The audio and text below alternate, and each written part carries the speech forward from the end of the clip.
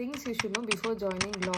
So நீங்கள் இப்போ 12th standard student லா join பண்ணணும்னு நினைக்கிறீங்கன்னா see whether you have a personal interest in the subject. Because parents சொல்கிறாங்க, relative சொல்கிறாங்கலாம் தாண்டி firstly see whether you have a personal interest. Because law can be wake sometimes. சில time insurance லா, admin லா அந்த மாதிரி சில லாலாம் கொஞ்சம் வேகாக இருக்கும் படிக்கிறதுக்கு. கம்பேரிட்டிவ்லி ஐபிஆர், அதை இன்டெலெக்சுவல் ப்ராப்பர்ட்டி ரைட்ஸ், அதுக்கப்புறம் கிரிமினல் லா, அதெல்லாம் வந்து இன்ட்ரெஸ்டிங்காக இருக்கும் படிக்கிறதுக்கு.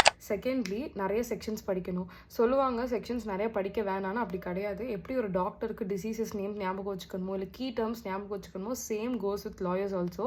செக்ஷன்ஸ் நீங்கள் ஒரு செமஸ்டரும் வர லாஸோட செக்ஷன்ஸ் படிச்சு தான் ஆகணும், வேறு வழியே இல்லை.